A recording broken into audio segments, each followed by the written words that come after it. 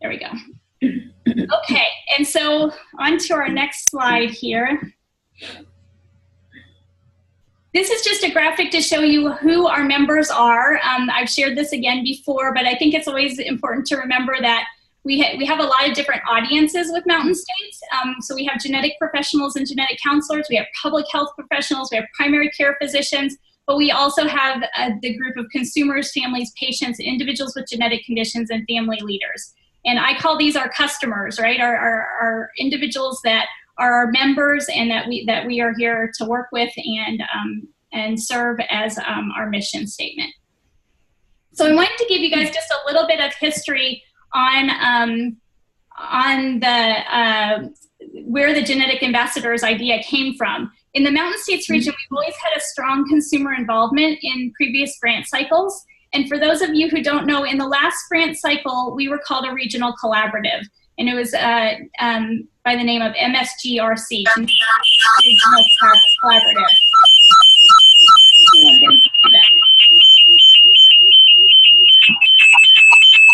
Is anybody else getting that feedback?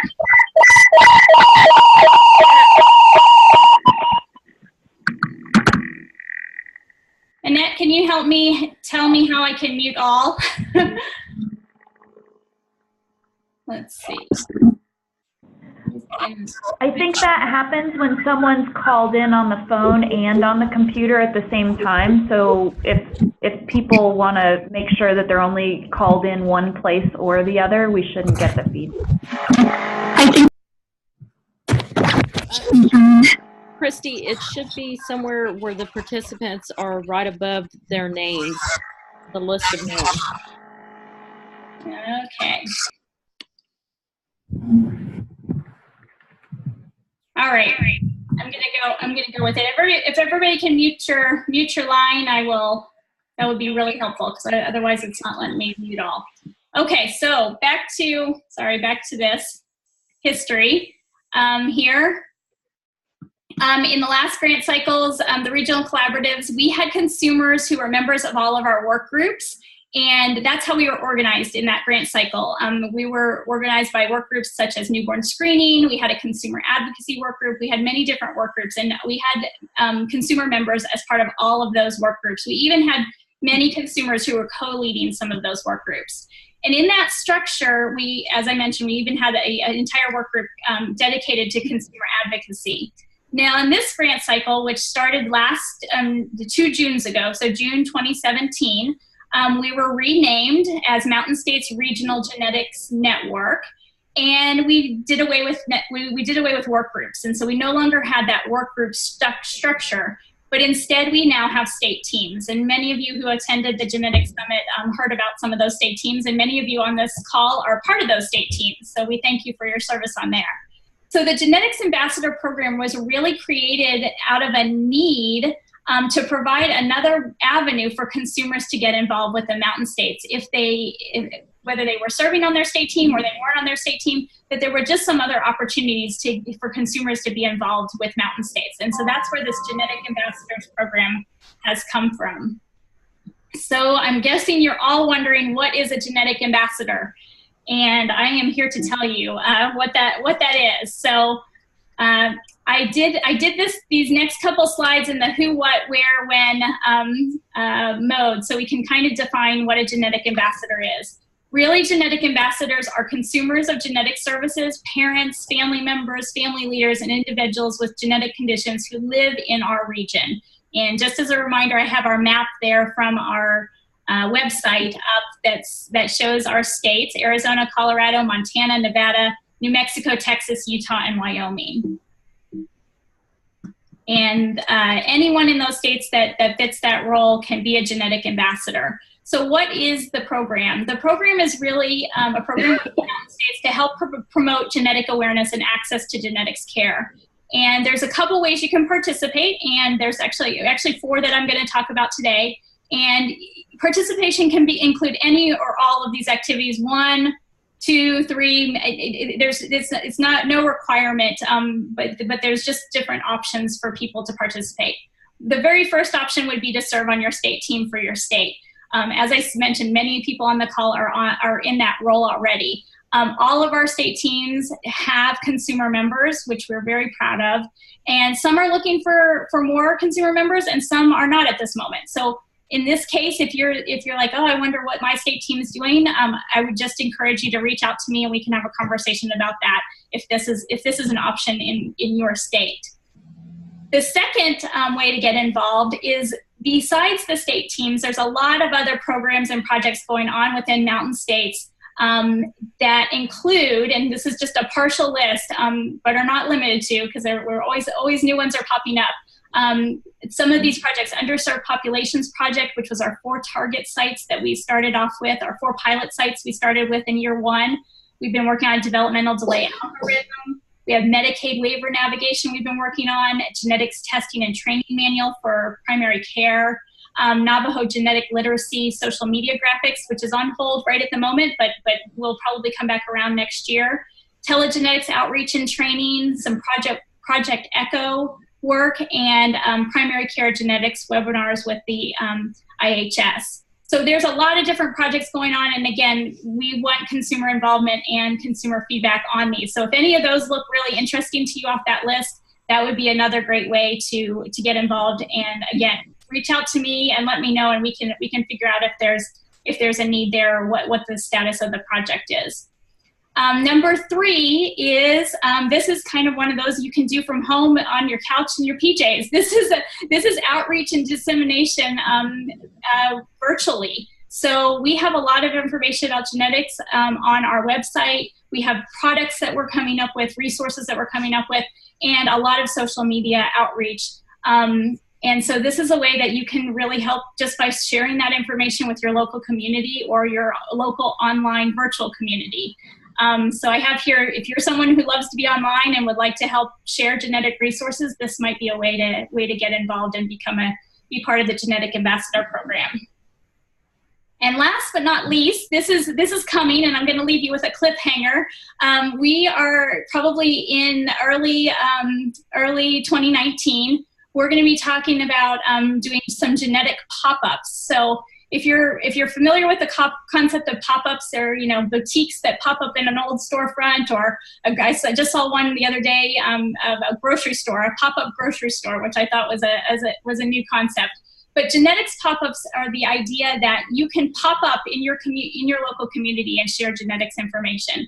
And it's not meant to be overwhelming. It's not meant to be something huge that you have to take on. It really can be getting five individuals, 5 friends, 5 family members, five whoever or so in a room, and sharing genetics information with them. So I'm going to leave you with that there's more information coming on that in the new year, but you can start to think about that if that's something you might be interested in helping to just bloom where you're planted and share that information right in your own local community with the people that you interact with.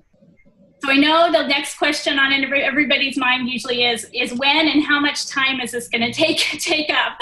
Because we're all busy, we're all volunteers, we all have lives and jobs and kids and all sorts of other commitments. So really, the Genetic Ambassador Program is what you're on today, this one call. Our plan is to have 1 call a month for genetic ambassadors. For the first few months of the program, these calls, we will be covering the Serving on Groups curriculum and training that we began and kicked off at the Genetic Summit. So there's 8 modules of that. We've already done 2 in person. We're on number 3 today. So about 5 more calls. We'll do a portion of the call as that training. My hope is to add to that call other information, other resources, other things that are going on with Mountain States. So it's not just a training call. It will also be supplemented with more information about what's going on in our region for consumers and with our genetic ambassadors.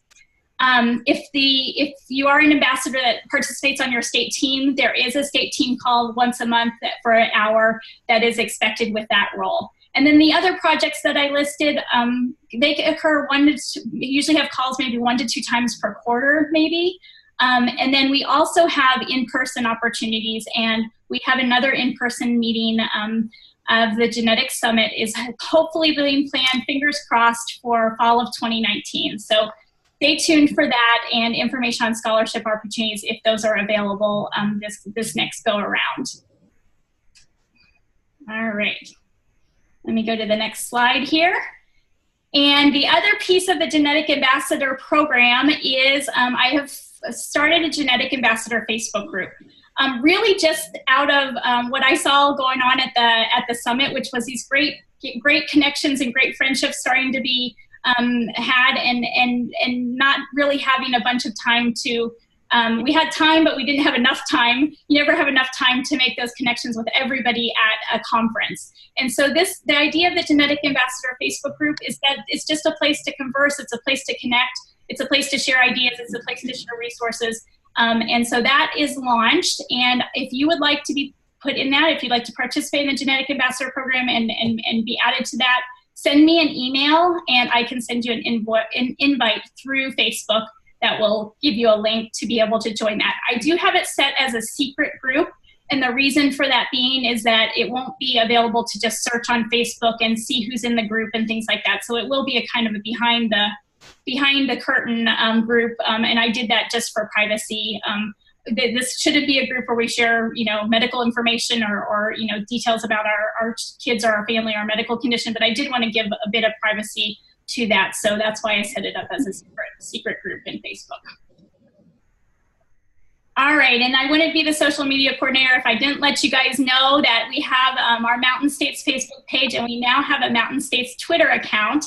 And so if you have not liked those or followed us on Twitter, please do so. We would appreciate it. We share a lot of information on both of those platforms, a lot of what's going on with Mountain States, a lot of webinars going on nationally, and information on those that is really timely. So those are good places to keep up with what's going on with Mountain States.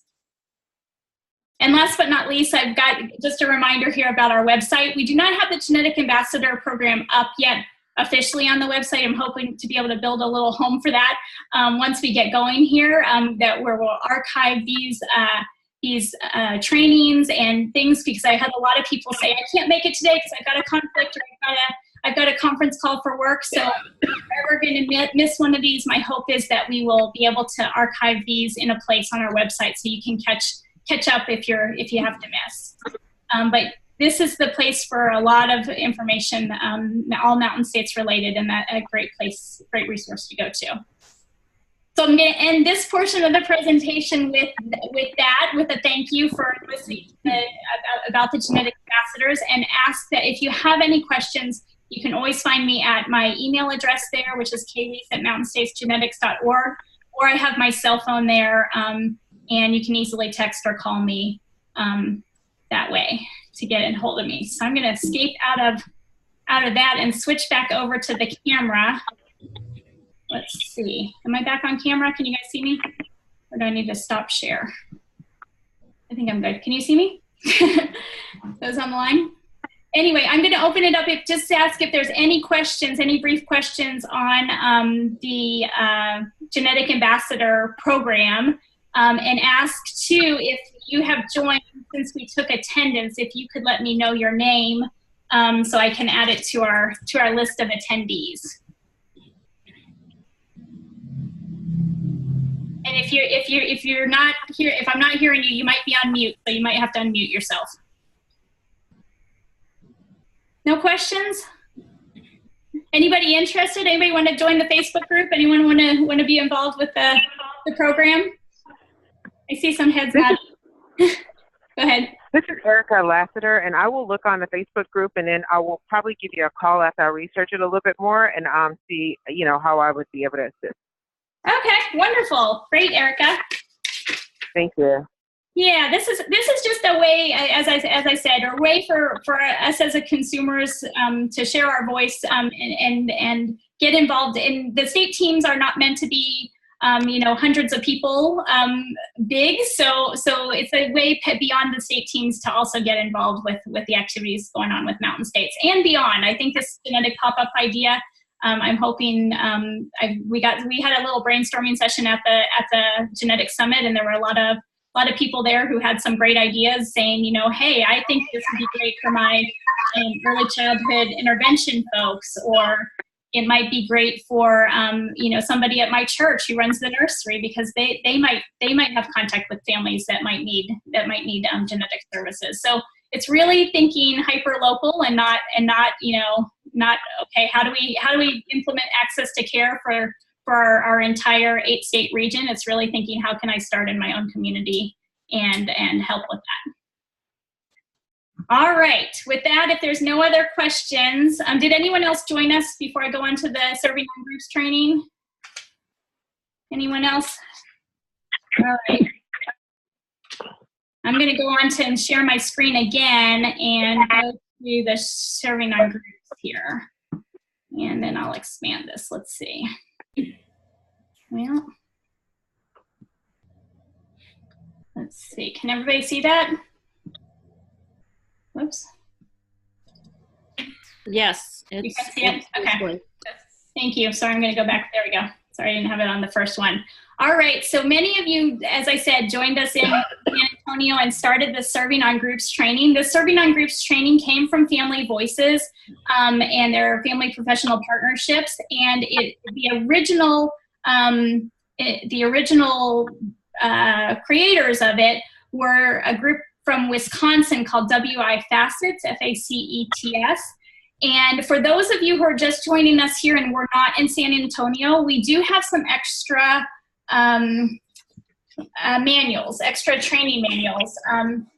And so if you are, it's called a guidebook. If you are interested in that, that's what's pictured up there in the top panel there. The orange one, a Serving on Groups guide for families. If you are interested in one of those, please reach out to me because we do have some extras left over from the training. So even though you're starting on section 3, you can go back and look at section 1 and 2 in that training manual, and we're happy to get that to you if you would like one of those. So this is section 3. We're going to be talking about processes that groups use. And really going to answer the 2 key questions, which are, what are the principles that guide group practices, and what are the important processes that groups use, and specifically decision-making groups. What are those processes that groups use to make decisions?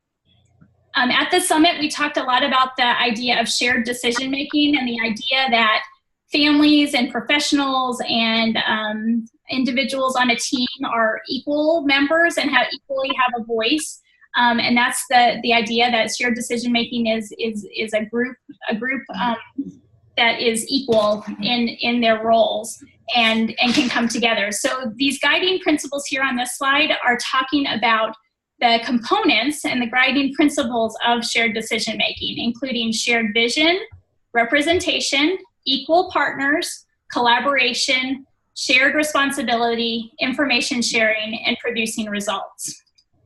And what I thought would make this be a little bit more intuitive is to go through an example. And we're going to use an example that I'm thinking most of you might be familiar with. If you're not, I can talk with you offline about this and go through it with a different example that might be more applicable to you.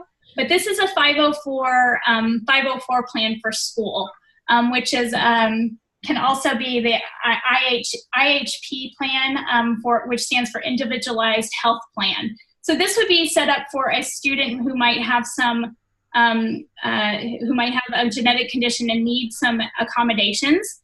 So let's just walk through this from the perspective of those guiding principles. So a shared vision would be that everybody on the team wants the child to be happy, healthy, and successful. The representation on that team would be anyone working with the child or representing the child's best interest would be present. And equal partners. All ideas, concerns, and questions are heard and valued. Collaboration. Everyone would be working together to come up with a plan. And shared responsibility. Everyone would be doing their part to support the child's learning at school, home, and in the community. And then information sharing, and this is a really important one. The same information is given to all who are able to be there in order to make a well-informed decision. So that means certain parts of the team should not have information that the entire team does not have. And then last but not least, producing results, and that would be measured by the child making progress. So this is just, like I said, an example of those guiding principles that you can put anything in this blue circle here, any type of team. We could put, Mountain States, Texas team or Utah team here in the circle and talk about how all of these principles are important. So just a couple of helpful reminders is that when processes that groups use should start with the end in mind and focus on outcomes, and then try to work towards positive results, right? Thumbs up, thumbs down. Celebrate and publicize those successes. And if it's not working, go back and make adjustments. And I feel like this is life, right? We have to constantly be evaluating, is this working or is this not working? And do we need to make adjustments? So the next part that we're going to go into a little bit of depth on is the processes that groups use, and I'm going to break these down. There's 6 processes groups use to actually get this job done or get the decision made or move forward. And this slide just summarizes them in the form of information gathering, goal setting, planning, collaboration, evaluation, and then reaching agreement. But I'm going to break those down, and we can talk about each one of them in a little bit more detail so they make a little bit more sense than just words on a page. So information gathering, of course, can be data, number, and facts. It can be brainstorming, which, like with the Genetic Ambassador Program I mentioned, we kind of had a brainstorming networking session to gather ideas. And then it can be focus groups, right? It can be putting people together and getting perspectives and stories. And I feel like we do a lot of this in Mountain States, whether that be on a micro level or a macro level, is trying to connect with our consumers and find out what's actually happening and what are the stories and the perspectives of those in our region that we serve. And then when you take all that data together, all that information together, all those focus groups and brainstorming, then you're able to prioritize the issues and say, okay, what kind of floats to the top? The second process that groups use is goal setting. Again, I feel like this is one of those life things, right? It doesn't have to just be in a group. We all try to pick what we want to see happen in our own life and in our own So what does the group want to see happen? There's a couple videos attached here because of our time commitment today and our time restrictions. I don't have time to show all these, but in the Facebook group, I can link these videos here so that you guys can see them. There's a great video on vision statement and mission statements and how to put those together for a group. But the one that I think I didn't know what it meant when I first got on some groups was these SMART goals. Everybody was talking about these SMART goals, and I kept thinking, well, of course, why wouldn't we pick SMART goals? Why would we pick dumb goals? But really the SMART means this acronym, which is specific, measurable, attainable, realistic, and timely. So you want to find things that are very specific that can be achieved. Something that's measurable, right? You either know if you achieved it or not. Attainable, are we reaching for the moon, or is it something within our reach or just out of our reach that we can work towards? Are they realistic, and are they timely? All right, and the third process that groups use are the planning. And this is so important, right? Who's going to do what, when, and what order? And there's some tools that groups use to reach these goals and to plan for these goals. And I can remember my first time with Mountain States sitting around an evaluation call and them talking about logic models. And I was so confused. I was like, what's a logic model? So it was my first introduction to this tool that groups use, which is logic models. Other things that are used are action plans, schedules, strategy charts. But I want to show you an example of a logic model. This is a really, really broken down one on an event that we can probably all relate to, which is a family vacation. So there's 3 circles. You have inputs, you have outputs, and you have outcomes. And the inputs on our family vacation are our family, our members, family members, our budget, our car, our camping equipment. Our outputs, we're going to say, we're going to go camp, we're going to go hike, we're going to swim, cook, and play, we're going to drive to the park. And our outcomes, family members learn about each other, relationships are formed, and bonds are formed. And in the center there is the family. So this is a very simple logic model to show input, output, and outcomes in a real life situation.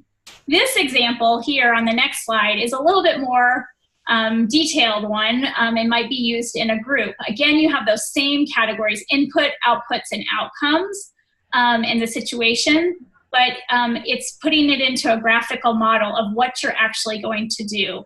So, the inputs might be staff, volunteers, time, money, research. The outputs might be, okay, we're going to conduct a workshop, or we're going to train somebody, or we're going to develop a curriculum. And then the outcomes and the impact would be, those short-term, medium-term, and long-term things that we've attained. So this is just to give you an example. If you hear the term logic models, if you're in a group that's working, that's just give you a little bit of background of what they are. I know that they were totally new to me, and now they're almost second nature, because I've heard it so much and worked with them many times. The next area that we're going to talk about is collaboration. And this one should probably come as very intuitive for many of us, that members working together towards a common goal. Helpful tools are that everybody agrees upon expectations, and setting expectations in the front is really, really important for groups to communicate. Ongoing communication and networking are important. Having a neutral facilitator can be really helpful, somebody that's not already have some preconceived notions. And then meaningful activities that work for the group, and then focused training and technical assistance are all really important for collaboration. And I love this graphic that they shared in the training with us, which is, if you want to go fast, go alone. But if you want to go far, go together. And that's an African proverb. And how true is that? If we want to get more done and go far and reach more people and reach more individuals that need genetic services, we need to go together.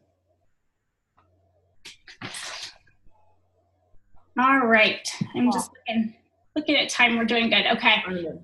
And so what are the benefits of collaboration?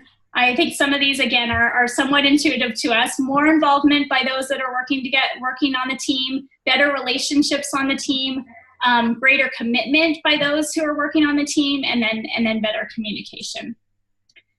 And that brings us to evaluation, which is number 5.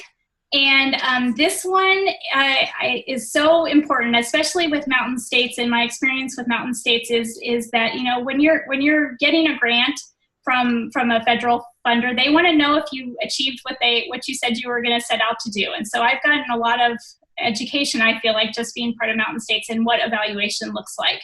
We've had some great evaluators along the line, Sharon Holman and then Liza Creel as our current evaluator. And it's really important to stop and take a look and say, hey, are we doing what we said we were going to do? And taking new information and comparing it to previously collected information is really, really what evaluation is. And then there's helpful types of evaluation. There's 2 types that I wanted that are highlighted on this slide here, which is formative and summative. And I love this graphic because formative, you're monitoring progress, right? You're saying, okay, how are we doing so far? And it's kind of like when the chef tastes the soup, but it's still back in the kitchen. It hasn't been shared with the customers yet. And then summative evaluation are those final results, when we're going to measure the final, the grant's coming to a close, and we're going to measure our final report. And that's when you take the soup out and give it to your customers, and you give it to your guest, and then it's when the guests taste the soup. I think those are two important pieces of evaluation to keep in mind. Is that you can evaluate all the way along the process and in the group, but at the final summative measure is when you're all finished. And then last but not least is the processes for reaching agreement. And this is, I don't want to belabor this, but just to make sure everybody's aware of this, which is voting. And so, many groups reach agreement using what's called Robert's Rules of Order. And it's really a structured process. You probably, if you've ever attended like a city council meeting or tribal council or a school board meeting or something like that, you may have heard them talk about making and passing motions. I make a motion to do this, and someone, all ayes and nays. Those are Robert's Rules of Order. And I have a great handout that, that I was given when I was doing the training for this serving on groups that kind of summarizes Robert's Rules of Order. So I'm going to try to take a picture of that and post it in the Facebook group because it's a great kind of one pager on Robert's Rules of Order. And then consensus. So consensus is getting everybody to agree on something, on a topic, or on an action item, or on what we're going to move forward and do. And that usually looks like discussion continuing amongst the group until all mutually agree. But the key to this is that there is compromise, right? Everyone's not going to get exactly what they perhaps want at the start, but it's coming to everybody, every member of the group sharing their perspective, and then coming to that compromisation and consensus so the group can move on to the next step.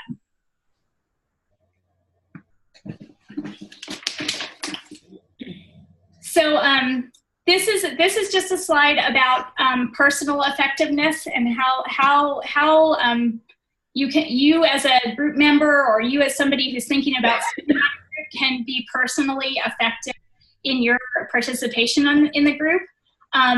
Organizing your information is great, a very good thing to do, right? We make sure that we come into the group knowing maybe what the expectations are, knowing the time, the date, when the group's meeting, those types of things. Keep in mind the group's goals, and if you don't know the group's goals whenever you join the group, that's a great question to ask, to just make sure that those goals align with where you want to put your time and energy. Also, list your own priorities, right? List your priorities for being a part of that group, and make sure that those are aligned with the group's priorities as well. And then keeping track of where others stand on decisions can be helpful, especially when it comes to those consensus times, and trying to come to agreement so that the group can move forward. It is really, really great, and I know we say this all the time with Mountain States, there's never a stupid question, never a question that you should fear to ask. And this next one is ask the leader to explain members' roles. You should never feel hesitant to do that. Understanding what everybody else is doing is really important to understanding where you fit into the group as well. And next one is check in with your family-led organization on an ongoing basis. Again, this was put together for Family Voices, and so Family Voices is a family-led organization where they're doing this training for those that are working with them. Mountain States is I would say family-led, but family participant organization. And so if you're doing something on behalf of Mountain States and you have questions, check back in with those that are organizing the group that you're participating with. Taking notes is really good for not only our own recollection, but also sometimes there's questions down the line like, oh, what did we decide 3 meetings ago? And then writing down the results of your own activities and what was achieved. And last but not least, we always end with the resource section. And I will post some of these resources on, oops, I think got somebody answering their phone. We will post these resources on the Facebook group. No, may I ask who's calling? I may be a reference to her is the reason I'm asking. Oh, hang on just a second. I found his phone number and then website. Sorry about that, guys. Okay, I think I got it muted. All right, so this resource section is something that I can put up again on the Facebook group, so you don't have to write all this down, and you can easily click on some of these resources. The vision statement, the mission statement, there's some examples of some logic models, and there's a great Robert's Rules of Order website if you want to dig into that more as well.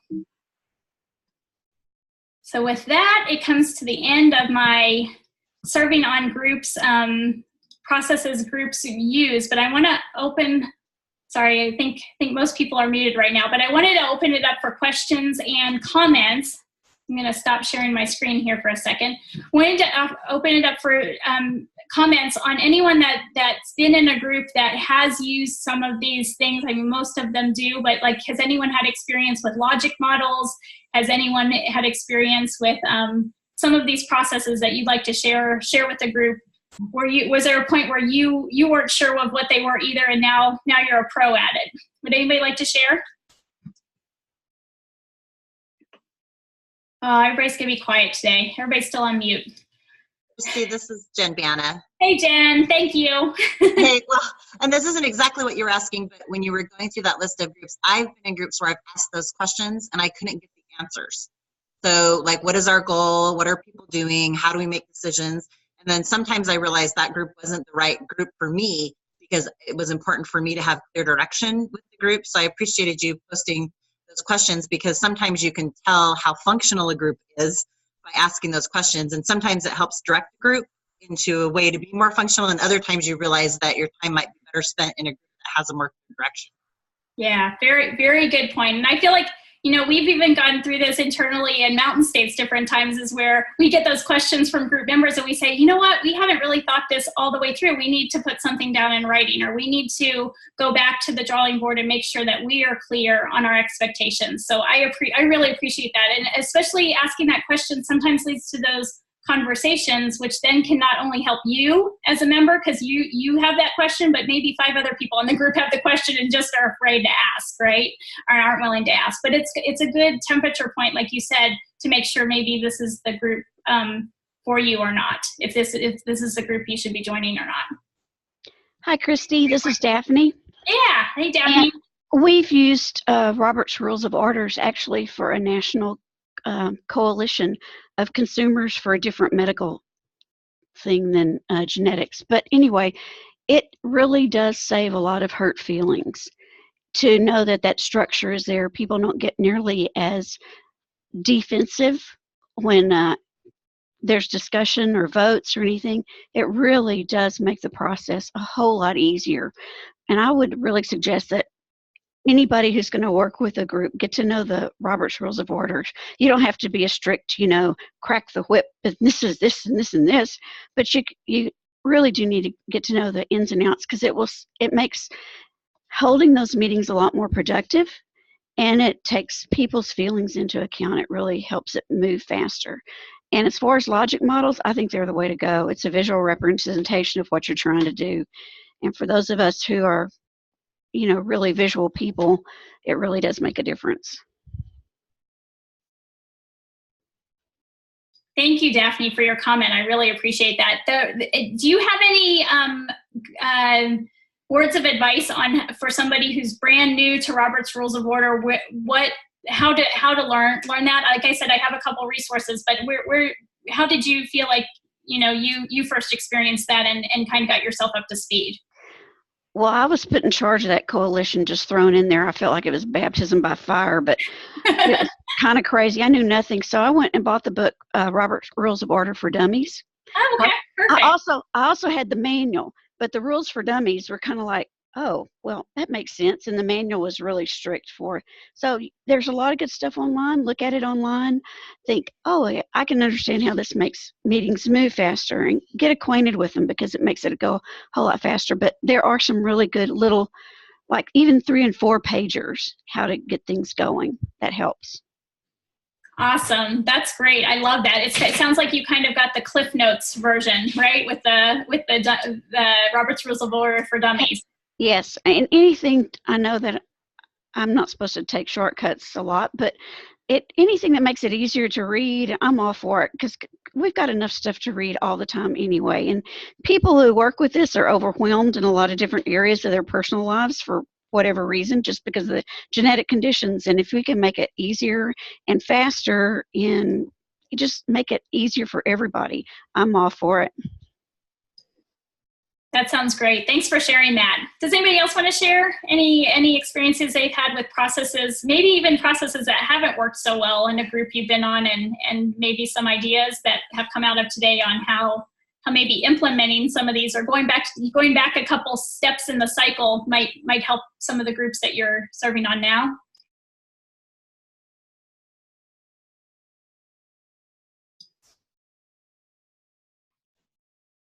Everybody's deep in thought, I can tell. Either that or deep in avoidance. That's true too. We're ready for the call to be over. Oh goodness. Well, I will be here for questions about any of this.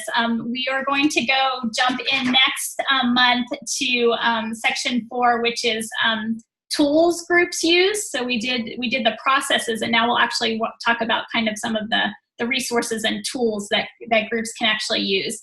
I'm thinking about combining the December and January call, if that's okay with everyone, just because I know with the holidays and everything, it gets a little crazy and a little hectic with vacations and things. So hoping that we can reconvene probably early January for another call. But in the meantime, please contact me if you would like to be part of the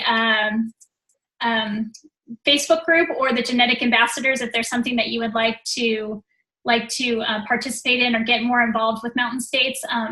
I just love that we have so many people here who have a passion about genetics and genetic conditions, and we want to make a difference. I know the reason I got involved with Mountain States is that I didn't want any other family to walk the same walk that I had with my child, and I wanted to make it easier for somebody else. And I hear that time and time again working with our consumers is that I just want to make it easier. I don't understand why this happened, and I don't want that to happen for somebody else. And so I appreciate everyone's passion, and I know we can do amazing things if we all work on it together. And like I said, not bite off the fact that we have 8 states and millions of miles of land that we cover, but really think about it in our local communities and how we can make a difference.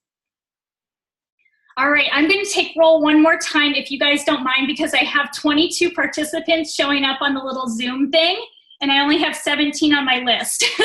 So either that's double counted because of people who've called in on phone, I'm not exactly sure, but I'm just going to run down what I have to turn into our evaluator for evaluation here. So I have Javi Dolif, do I have that right? Javi Dolif, Amy Holly, Jamie Stefanski, Jesus Castillo, Lori Wise, Erica Lestier, Mallory Sear, Maria Castillo, Jen Bana, Daphne Fulton, Kay Kelly, Carrie Ostray, Casey Singletary, Alyssa Seymour, Debbie Bridge, Josie Fu, I think, is that your last name, Josie, F-O-O? Yes. Yep, and Heather Schlichtel. Oh, and I see somebody else. I see Melissa. Melissa, did you join us? Yeah, Melissa Fox, right? Yes, I did. Oh, thanks, I called in too. Okay, so that might be where my counts are coming from, but I'm going to just pause for a second. Did I miss anybody? Okay, so that must be the extra couple, or just the phone number showing up as another person. Joyce is on the line as well, Kristi. Oh, Joyce is there. Okay. Joyce, how are you? Okay, maybe that's it too, because Annette, I forgot that you called in separate too than this line. So maybe that's the other two. Okay. All right. Well, I would love to reconnect online if everybody's interested. I don't know if we have many Facebook folks here, but if you're interested in getting added to the Facebook group, I'm happy to start populating that. I think right now, I added Jamie as a test and I added Joyce as a test. So we have 2 members in the Facebook group. So over the next, Jamie, were you able to see that? Were you able to see the group? Oh, you're on mute. Sorry. Hang on. Let me unmute you. Oh, there you are. Maybe not. I think she was there able. Oh, there she is. Yes, I did. I joined. I accepted. Okay, perfect. I just wanted to see if it was working before I turned it out to the whole group. All right, thanks. So yeah, just email me if you want me to send you an invitation to that, and any other ideas you have. Like this genetic ambassador program is not my program. It's not just Mountain States. It's consumer driven. So if you guys have other ideas of what that might look like, feel free to reach out to me, and I'd love to connect and share ideas and see how we can get this information out to families. And we will reconvene in January. I'll send out a call invite for that probably in December, and we'll work on tools groups use. And then I have some resources that Mountain States has just released on developmental delay algorithm that I think I'll put together a couple slides on that and share with you so you guys can know about some of the things that Mountain States is working on as well. Anybody have any questions before we jump off? So good to see all your faces and hear all your voices from the phone. Thank you, Kristi. No? Good? Thank you, Kristi. No problem. Thank you, Have a great day, everyone. It was so good to see you all. All right. I have a question for you Go ahead, Jamie. about the, not relating to this, but to the webpage. So I don't know if you want to talk later or next week about that for our meeting. Okay, say that again, Jamie. It cut off a little bit. I have a something about the web page stuff. So I don't know if you want to just talk about that next week during the state meeting. Perfect. That would be great. Is it for the Colorado webpage? Yeah. Okay, perfect. Yeah, that would be great. Thank you. Yep. And I just clicked on the comments and chats here. I'm just making sure I answered everybody's questions. So I just screenshotted that. So I've got some requests for Facebook page, and I might need those of you who put that in the comments. I might need your actual email address that you log on to with Facebook, because they send the invite to that email address for Facebook, and when you click on it, it takes you over to Facebook. So if some of us have multiple, work, home emails, and I'll need that email address that is actually linked to your Facebook, because that's where it will authorize you to join the group, if that makes sense. So I'll try to reach out to the emails I have on file, but if it's not the email you log in with on Facebook, you might need to send me an email that just says, send it to this email address. All right. Kristi, this is Heather. Will we get a copy of what you need as far as the projects and everything? Could you send that out? Yes. Do you mean just that list of projects? Yeah, the list of projects. Yeah, so that's not a comprehensive list. It's really kind of off the top of my head. These are some things that we're working on right now, and not all of those projects. I would say there's some that are in different stages that have some consumers, some might need consumers. So that's kind of my idea with the Facebook group too, and with the distribution list that we've come up with for these calls, is that if we have a need within Mountain States for a consumer to be involved in a project, my hope is, if you guys are okay with it, that we send out an email and we post in the Facebook group, hey, we're looking for a consumer on this topic. And would anybody be interested? So that's my thought. I'm happy to screenshot that or send you that slide, Heather, but those are kind of just in process things right now. Does that make sense? I'll connect with you later, but if you send that over, that'd be great. Perfect. Okay, sounds good. Yeah, I can do that. Kristi, this is Yeah. Marie. Hey, Maria. I know you went to the PowerPoint that you made, but is there any way that we can look at it some other place, or do you have it in you so I can look at more slowly and kind of, No problem. I went too fast. I was talking too fast today. Yes, we recorded this session, and so my hope is that we can convert it and put it on YouTube, so we can have YouTube of the recording of me presenting it, and then I have the PowerPoint that I can.